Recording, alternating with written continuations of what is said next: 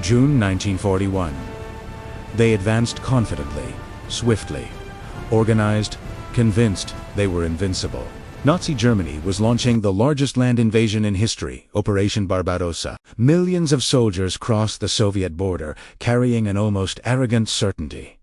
This war would be short, easy, practically a military walk in the park. After all, what could go wrong against an enemy that, according to propaganda, was inferior, disorganized, and incapable of resisting for long?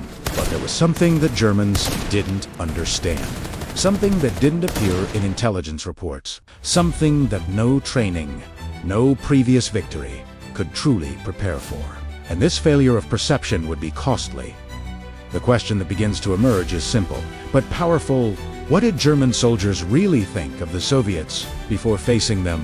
And how would that view change after the first real contact? Initially, the perception was clear and profoundly distorted. Nazi propaganda incessantly repeated that the Soviets were poorly trained, disorganized, and almost primitive.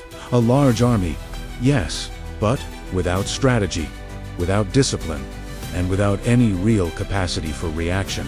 For many German soldiers, it didn't even seem like a balanced war, but rather an inevitable campaign of conquest. And in the first few days, everything seemed to confirm this belief. German troops advanced rapidly, encircling entire divisions of the Red Army. Hundreds of thousands of Soviet soldiers were captured in lightning operations. Important cities fell one after another, while columns of prisoners marched without apparent resistance. Reports from the time show German soldiers more impressed by the ease of the victories than by the strength of the enemy. But then, small signs began to emerge, almost imperceptible at first. Soviet soldiers fighting to the last man. Entire units refusing to retreat even when surrounded. Hidden snipers who continued fighting even without any chance of survival. For the Germans, this made no sense. Why would anyone fight in this way without hope of victory? And it was at this moment that doubt began to set in. What seemed like weakness perhaps concealed something much deeper, something that was slowly beginning to transform contempt into something far more dangerous. Because, in that vast, icy territory, a new reality was about to emerge. German soldiers would begin to realize that they were not fighting a common enemy, but a force driven by something they could not yet understand.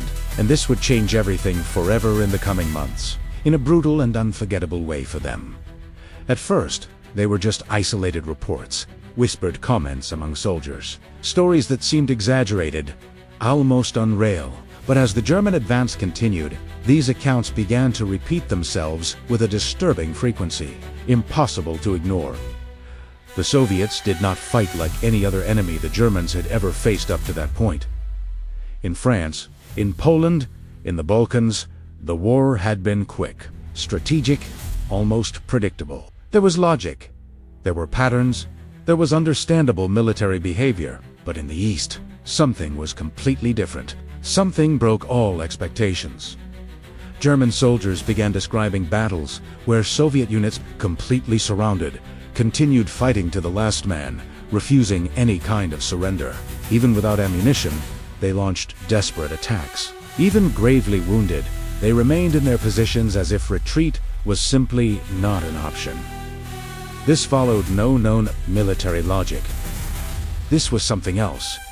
The question began to grow within the German ranks, becoming increasingly present: how to defeat an enemy that simply does not accept defeat under any circumstances. Letters sent home began to reveal a clear change in tone. The initial contempt slowly disappeared, being replaced by something more complex. Some soldiers still saw the Soviets as inferior, but now a new layer was emerging. Silent and inevitable respect. And in many cases, fear. Reports describe Soviet soldiers advancing under intense fire, completely ignoring the casualties around them. Others speak of political commisses ensuring that no one retreated under any circumstances. There were also stories of troops fighting not for strategy, but out of pure survival instinct, as if there were no alternative but to keep fighting until the end. For the Germans, this was deeply disturbing, because it broke all the rules they knew about war. Discipline, and human behavior in combat. The Wehrmacht was based on planning, efficiency, and absolute control. Every movement had a purpose. Every retreat was calculated, but the enemy ahead seemed to act with an almost irrational resistance, unpredictable and impossible to anticipate. And this began to erode something invisible, but essential to any army. Confidence, because, little by little, the German soldiers began to realize that they were facing something far beyond a conventional army, something that could not be defeated by strategy alone.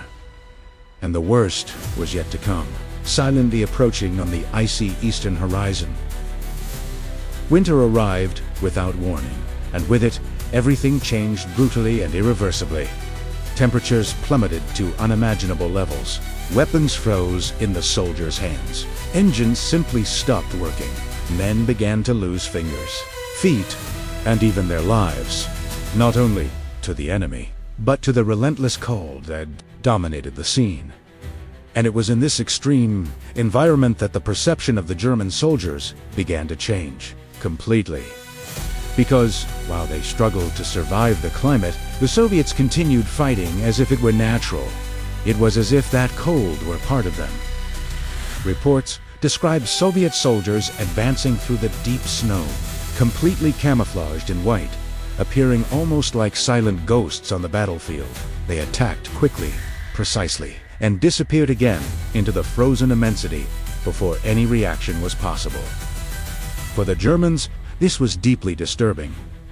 But nothing compared to what would come next. Transformed everything into something even more extreme. The city was reduced to rubble, creating a chaotic scene of destroyed concrete, constant smoke, and continuous combat. There were no longer clear front lines. The enemy could be behind a wall, hidden underground, or waiting silently on the floor above. And the Soviets simply did not retreat. Hermann Soldier began to report something even more difficult to comprehend. The enemy seemed willing to die just to delay the advance. A single Soviet soldier could hold a position for hours. A ruined building could cost dozens of German lives to conquer. This was not just resistance. It was absolute, almost incomprehensible determination. Letters and diaries from the time show a definitive transformation in the German mentality. Contempt had completely disappeared. In its place, an intense mixture of profound respect and constant fear emerged. Something never seen in previous campaigns, because now they understood they were not fighting against a disorganized army. They were fighting against people who refused to lose under any circumstances. And this began to have a devastating psychological impact on the German troops, something that no strategy could easily solve.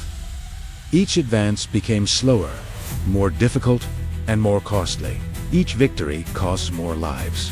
Each day brought more uncertainty and emotional exhaustion.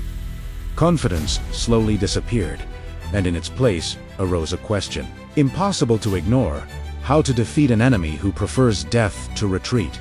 By the end of the war in the East, the perception of German soldiers had changed completely and irreversibly. What began as absolute contempt had transformed into something much deeper, more complex, and harder to ignore.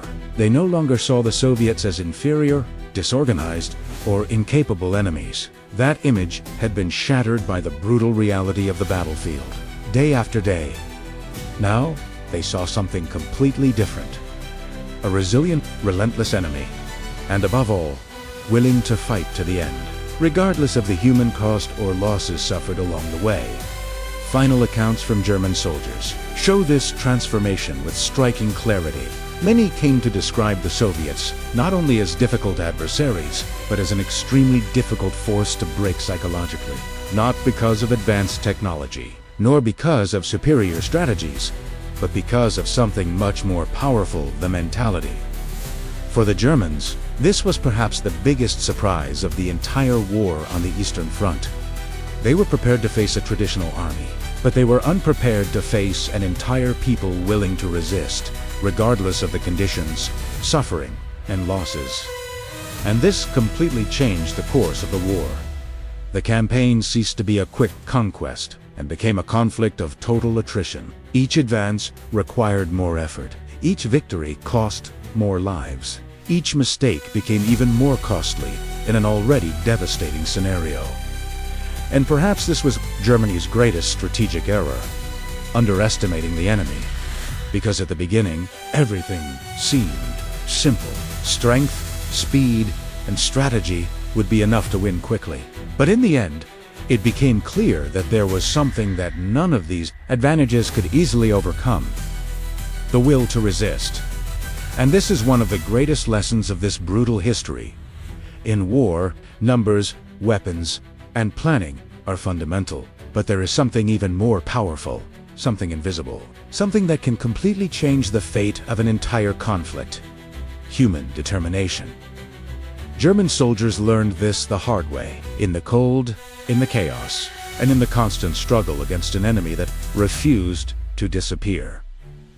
And this leads us to an important reflection. How many times do we underestimate something or someone simply because we fail to see their true inner strength? If this story made you think, then you've already taken a step further. And if you want to continue exploring stories like this, subscribe to the channel now and be part of this journey.